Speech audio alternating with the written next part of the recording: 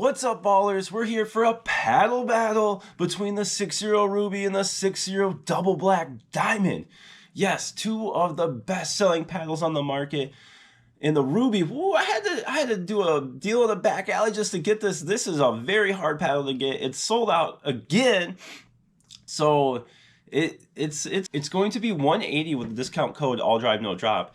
And the Double Black Diamond is $180 retail, $162 with the discount code ALLDRIVE-NO-DROP. Let's get into the specs breakdown. I'll tell you why you should pick one over the other in this paddle battle. Okay, let's get into the stat breakdown here. So obviously right off the bat, what makes the Ruby completely different than the DBD is the DuPont Kevlar that they use for the surface, whereas the DBD uses the T700 raw carbon fiber.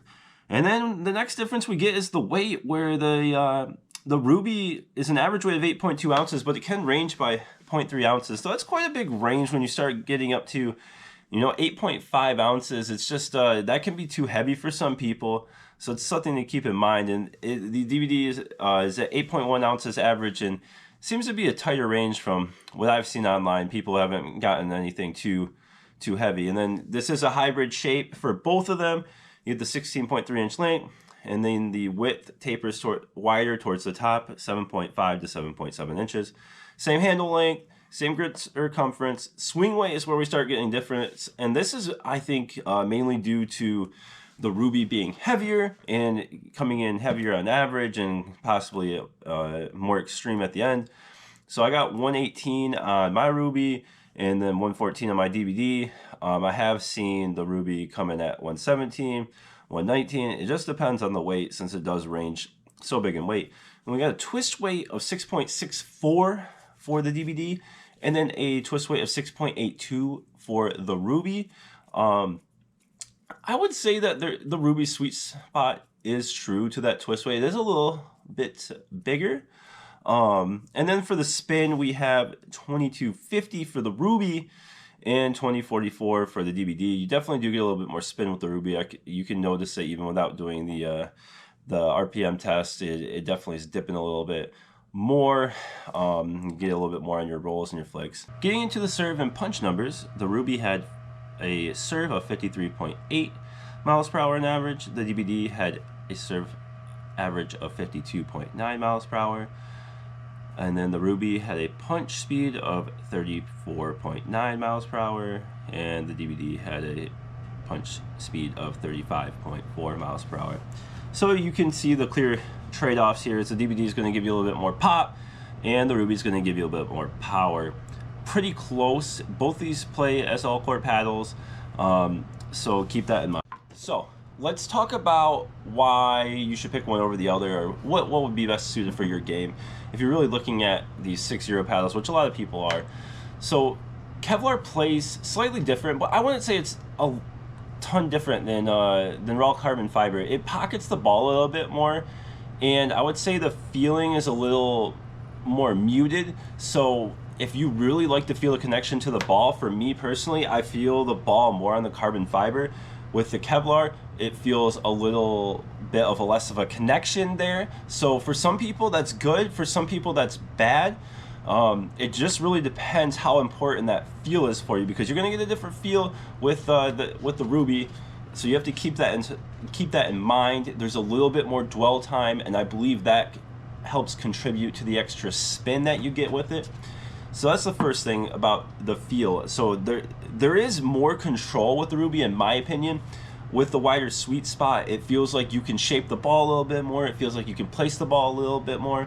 But when I'm saying a little bit, I really do mean a little bit, because the DBD is a great paddle for controlling the sweet spot on its own. And the real difference when you're talking about the sweet spot is very minuscule. It's more like the Ruby, when you hit off center, you don't get as much feedback as when you hit off center on the DBD. You get more instant feedback and the vibration of just like, oh, I know that's off. So for some, that's good. For some, that's bad, because they want that feedback to let them know, like, oh, like that wasn't on center. I need to make sure I'm contacting the ball in the right place. So that's the main difference with the feel Kevlar versus carbon fiber for the Ruby and the DBD. As far as the spin goes, you know, the Ruby's going to get a little bit more spin. So if that's important to you, that is another factor. The swing weight, you know, a difference by 4. Some people say they don't notice it. I feel like especially with the ranges the Ruby gets, I can notice the difference in the swing weight. Definitely feel faster with the DBD. I mean, it's not, you know, we're splitting hairs, but that's what we have to do in this paddle battle. So if that's really important, like just all the hand speed you can get, then you're going to want to go with the DBD. And then let's get into the power and the pop. We're talking pretty small differences here when we're getting into the power and pop. These are both more all-court paddles. I would say their power and pop are really like 50 to 60th percentile. So none of these are like extreme power paddles, none of them are extreme pop paddles. It's just one's better at the other. You know, DBD's better at pop by a little bit, and the Ruby's better at the power. So if it's really important to you, get that little extra pop, then you want to go with the DBD. If you really want that extra finishing, put away power on those slams, on those drives, then you're going to want to go with the Ruby. And just keep in mind though, the difference isn't that much, and really for like, since you do have a little bit less weight on the DBD, you can add lead tape to the 4 and 8 o'clock right there. I think the Ruby, for the most part, I think you just play it stock. That's my recommendation. Play it stock. DBD can add a little bit of weight to 4 and 8 o'clock if you want. I personally do. It's just the Ruby, I don't think you need it. And then the DBD, I think, improves the play with it. But then, I mean, you're sacrificing the swing weight. So, my recommendation, I would say they both play at an equal level. It just, you know, the Ruby does some things better and the DBD does some things better.